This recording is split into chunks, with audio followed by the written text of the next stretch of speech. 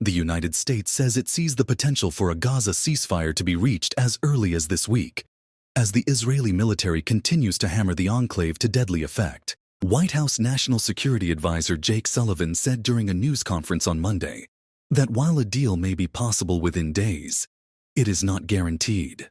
We are now at a pivotal point in the negotiations for a hostage deal and ceasefire in Gaza, Sullivan said, adding U.S. President Joe Biden had recently spoken with Israeli Prime Minister Benjamin Netanyahu and Qatari Emir Sheikh Tamim bin Hamad Al Thani about the negotiations. The outgoing U.S. president will also soon speak to Egyptian President Abdel Fattah el-Sisi.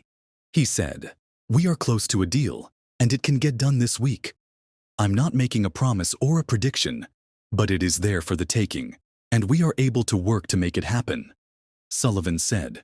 Ceasefire talks mediated by the U.S. along with Qatar and Egypt are ongoing at advanced stages in Doha, where top Israeli negotiators like the heads of the Mossad and Shin Bet intelligence agencies are expected to stay for another day. Hamas also said the talks have made some progress over some of the contentious issues that have been discussed many times over 15 months of a war that has killed more than 46,500 Palestinians in Gaza.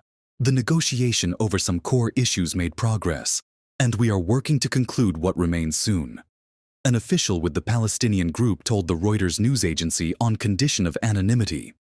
Officials said a final draft of the agreement, which includes an exchange of captives in Gaza for Palestinian prisoners held by Israel, was presented to all sides after the latest discussions in the Qatari capital yielded results. Netanyahu and Biden held a phone call on Sunday, discussing the latest developments, with Biden again saying the time for an agreement is now. U.S. President-elect Donald Trump and his top officials have been repeatedly threatening that there will be hell to pay if the captives are not released, or there is no agreement by the time Trump takes office on January 20th.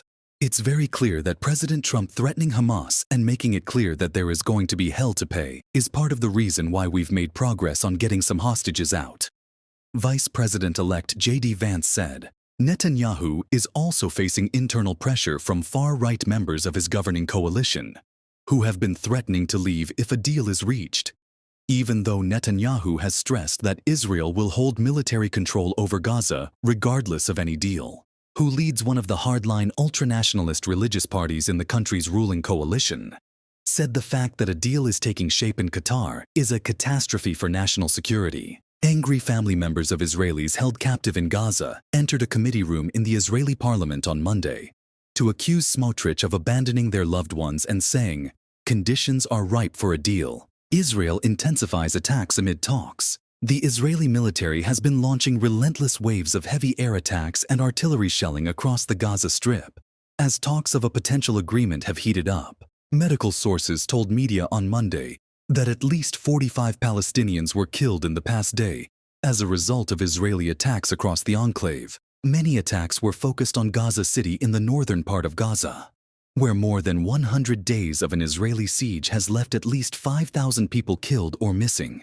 According to local authorities, the siege has also destroyed hospitals and other critical infrastructure, displaced thousands of people, and seen many Palestinians taken prisoner by the Israeli military. Reporting from Deir el-Bala in central Gaza on Monday, Al Jazeera's Hani Mahmoud said many drone attacks have taken place since the early hours of the morning. These are happening in areas where the vast majority of displaced people have taken shelter, areas that are densely populated, he said. The Israeli military said 5 of its soldiers were killed in fighting in northern Gaza on Monday, while 8 others were wounded. The deaths bring the Israeli military's losses in its war on Gaza to 408 since October 27, 2023. Yossi Beilin, a former Israeli justice minister who initiated the Oslo peace accords in the early 1990s, told Al Jazeera, "A ceasefire between Israel and Hamas is long overdue. This is the main issue. How many captives and prisoners will be released? Once they agree on it and the timing of the release, then it is possible to have an agreement," he said. The humanitarian situation remains dire in Gaza, as the Israeli military continues to block most aid from getting in and starving the population, roughly half of which is made up of children.